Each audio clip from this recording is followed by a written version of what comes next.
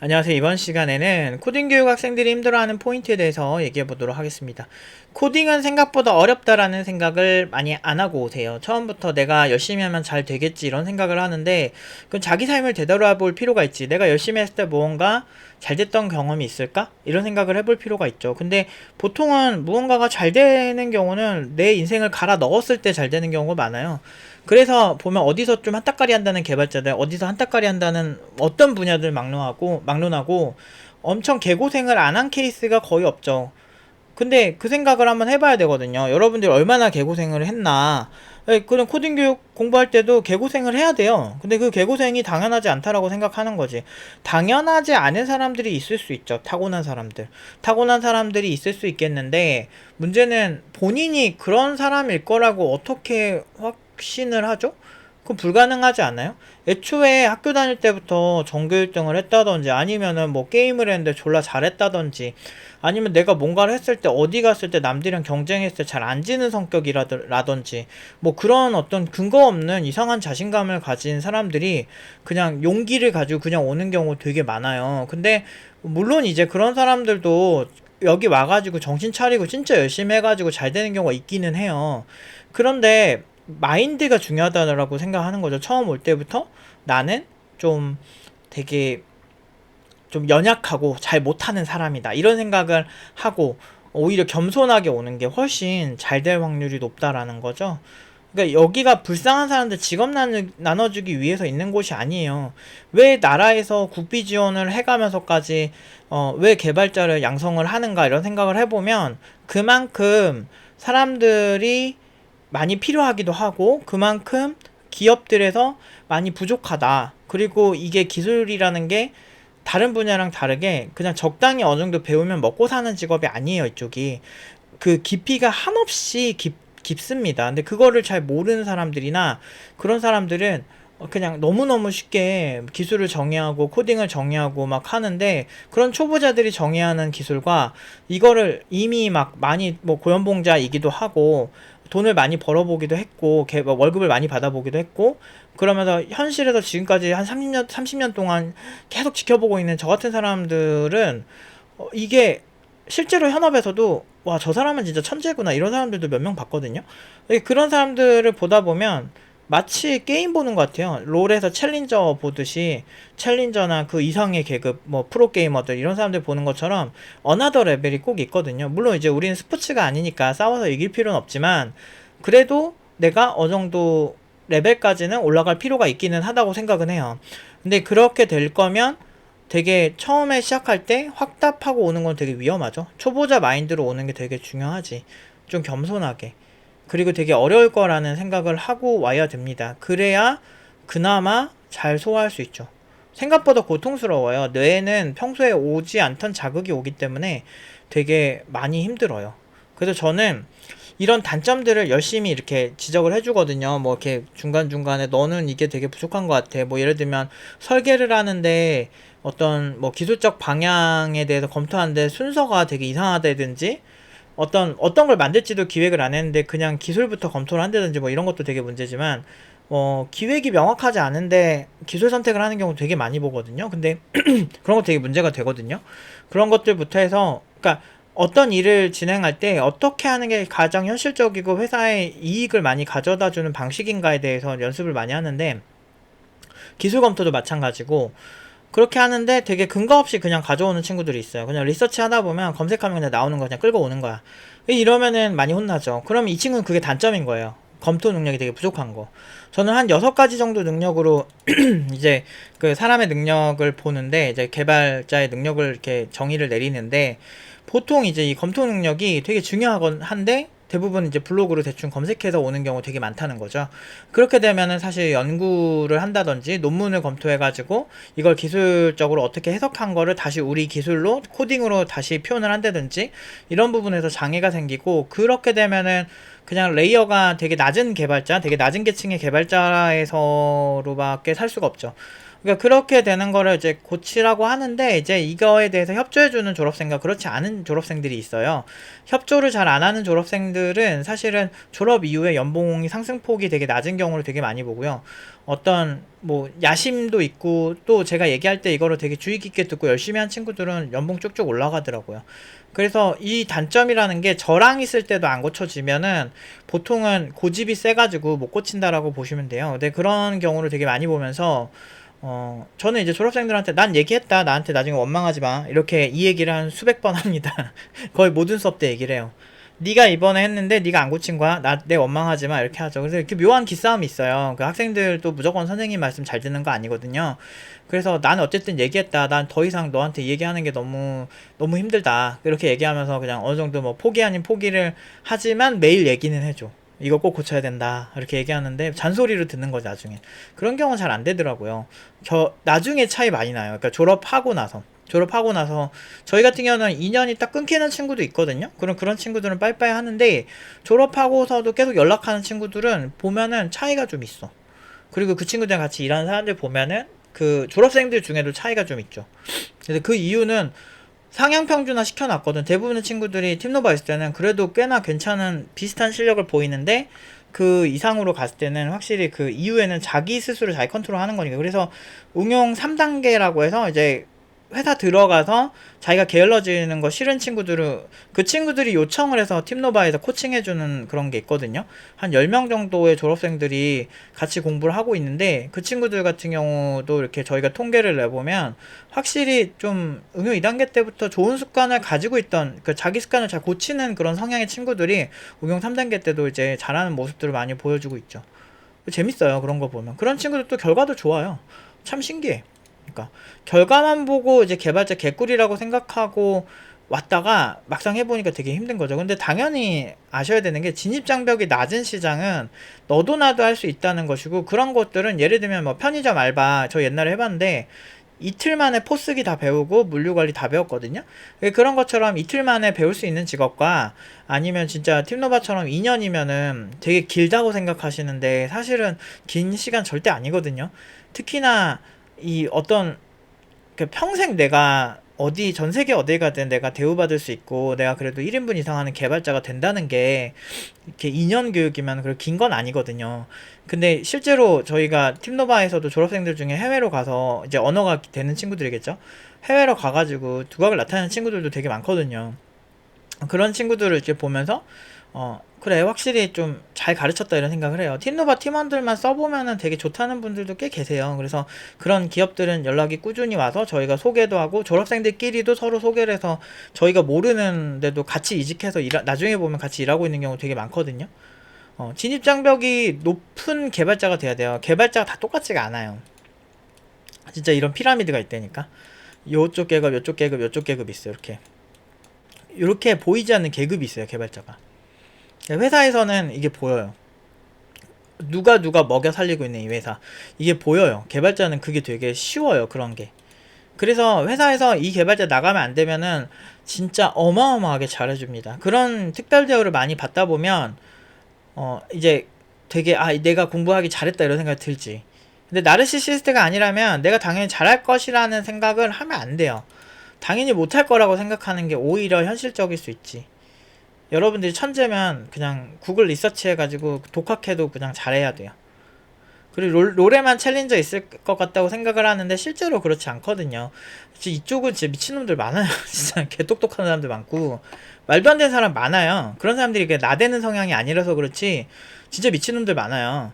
그래서 저는 살면서 그런 사람들 많이 봤고, 제가 교육 쪽에서는 나름 자부심이 있고 자신감이 있는 편인데도, 그래서 뭐 최고의 결과만 냈지만, 우리나라에서 최고의 결과들만 나왔지만 그래도 그 이상이 있다 라는 생각은 항상 여지를 남겨두죠. 특히나 개발 쪽 같은 경우는 그런 여지가 있죠. 최고의 개발자보다는 최고의 교육자가 제 목표였기 때문에, 사실 저는 이제 개인적으로 제가 지금 하고 있는 걸 만족하긴 하지만 그래도 개발 쪽으로는 더 배워야 될 게 많다라는 생각은 항상 많이 하고 있어요.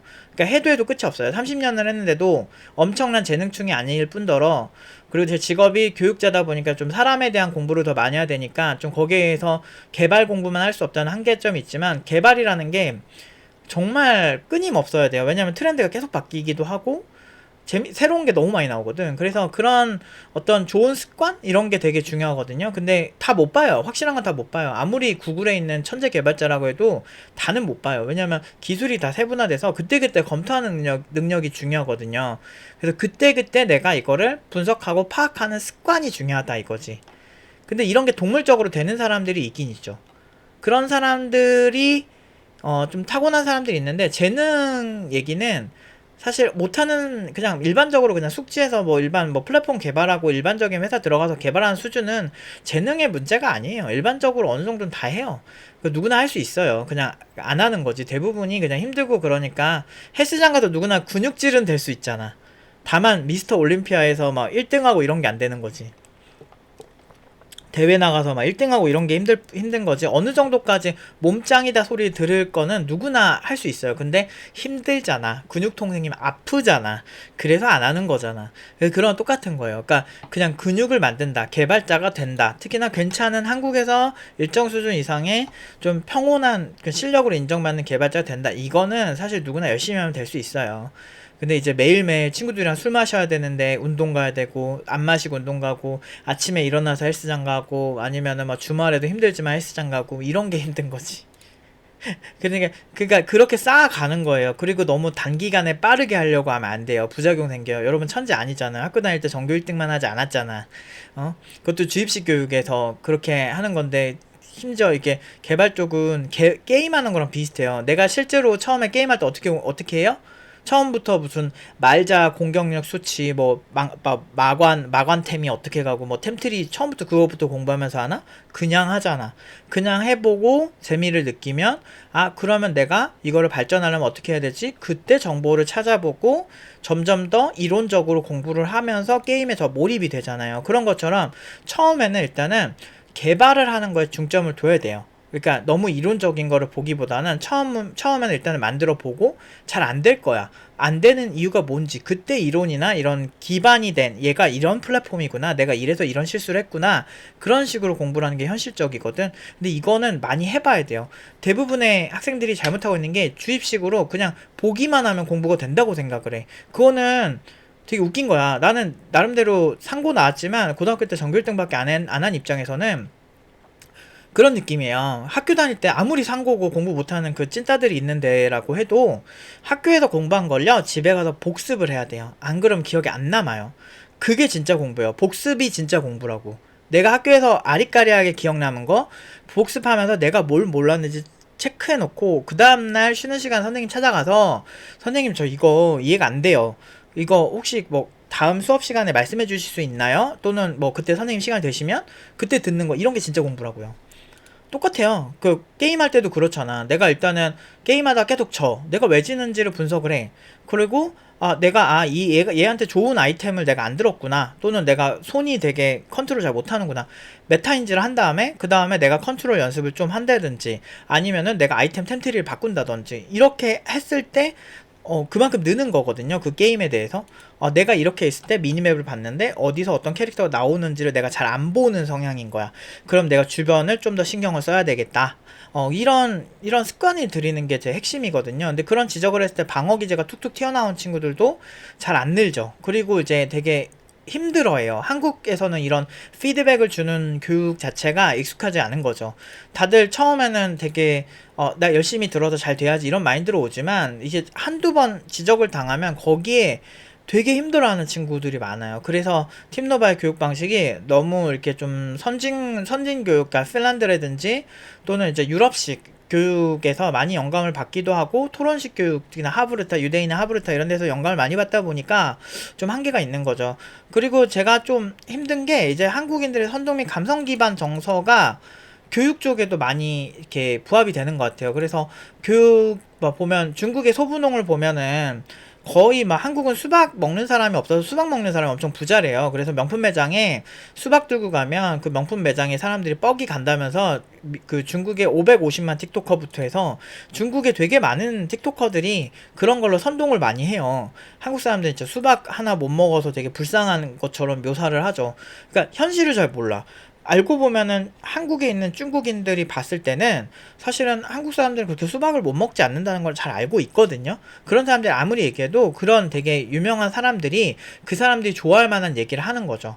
그래서 소분홍이라고 하는 사람들은 이제 그 홍위병, 마오쩌둥의 홍위병처럼 지금은 이제 시진핑 사단의 이제 소분홍이라고 하는 이제 젊은 그런 집단인데, 이 친구들이 이제 한복을 한푸라고 우기는 그런 모습들을 되게 많이 보여주죠. 그러면서 한복이 중국의 것이다, 중국의 소수민족의 조선족의 어떤 뭐 전통 복장이다, 뭐 이런 식으로 자꾸 몰아가고 이런 식으로 하는, 어떻게 보면은 그러니까 디지털 홍위병 같은 느낌이죠.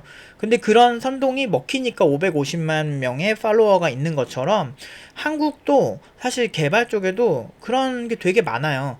막 마치 이것만 정답인 것처럼 막 하고, 되게 내려치기 정서가 되게 심해서 우리나라 중위소득이 사실은 300만 원이 안 돼요. 한 250, 60만 원 되거든요.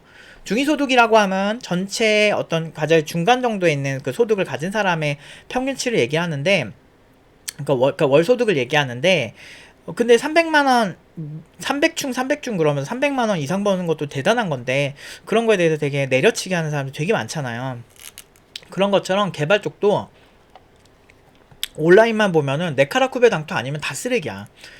막 그렇게 얘기하고, 팀노바 면목 막 5천 받은 거, 뭐 7천 받은 거, 8천 받은 거 신입치고 되게 대단한 건데, 네카라쿠베 당토가 아니니까 너네들은 쓰레기야 라고 저한테 직접적으로 악플다는 사람들이 너무 많았어요. 막 그런 식으로, 그러면 본인은 얼마나 받으시는데? 나 이런 생각이 되게 궁금했거든요. 막 그런 식으로 되게 내려치기 많이 하고, 제가 아무리 못한다고 한들, 제가 그래도 30년 했잖아요. 그 짬에서 오는 바이브가 있거든요. 그런 것도 존중하지 않죠. 그러니까 이게 되게 이상한 나르시시스트 국가가 됐어요. 그래서 어떤 그 회사를, 중소기업 다니는 개발자들 되게 내려치게 하고 이런 경우 있는데, 안 그래요. 중소기업도 기술 기반 스타트업의 핵심 개발자들 되게 잘하고, 그리고 중소기업이라고 해서 다 못하지 않아요. 중소기업에 정말 못하는 사람도 있겠죠. 근데 제가 다닌 기업에서는요, 한 10명 있으면 2명은 존나 잘해요. 대부분의 기업들이. 그 2명 때문에 회사가 가는 느낌이 있어요. 그니까 뭐 저 옛날에 다녔던, 병특 때 다녔던 회사도 그 2개 회사를 다녔는데, 하나 회사는 사장님이 서울대 출신이고, 거기 있는 핵심 개발자들, 뭐 저랑 같이 했던 사람들 제외하고도 명문대생 많았어요. 서영고 출신 되게 많았어요. 그리고 그 다음 회사는 애초에 사장님도 포항공대고, 그 이사님들도 다 포항공대 출신이고, 그래서 거기 중소기업이고, 그러니까 연매출 한, 지금은 모르겠는데 그 당시에 뭐 100억 이상이었거든. 연매출 막 100억 200억 되는 그런, 어떻게 보면 되게 큰 기업은 아닐 수도 있거든요. 중소기업인데, 그런데도 거기 이사님들 다 포항공대, 그 중에서 한 분은 포항공대 수석으로 유명했고, 졸업도 수석 졸업을 하신 걸로 알고 있고, 되게 똑똑해요. 얘기해보면 되게 똑똑해. 엄청 똑똑해. 그런 사람도 있어요. 그런 사람들이 나중에 연구소장님 누구 왔는데, 그분도 삼성에서 한 뭐 5년인가 있다가 다시 왔어. 연구소장으로 다시 온 거야. 그러니까 그런 되게 왔다 갔다 하는 사람들도 꽤 많아요. 어나더 레벨들이 꽤 많거든요.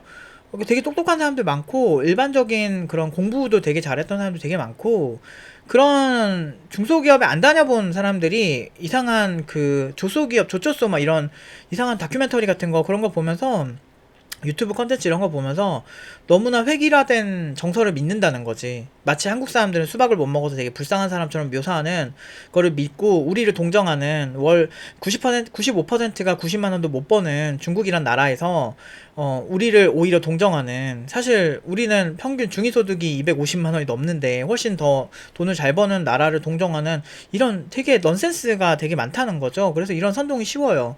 우리나라만 해도 트럼프 관련해서도 막 마치 그 상대 후보가 당선이 될 것처럼 엄청나게, 그 JTBC부터 막 MBC나 이쪽에서 엄청 그런 걸 되게 많이 선동을 했거든요. 막 마치 트럼프는 이제 안 될 것처럼. 근데 실제 이제 미국에 있는 지인들이랑 얘기를 해보니까, 그 당시에 트럼프의 주요 인사들 다 몰려갔고, 일론 머스크는 2천억을 투자해가지고 이번에 가장 1등 공신이라고 해가지고 트럼프가 일론 머스크 진짜 감사하다고 대놓고 얘기했잖아요.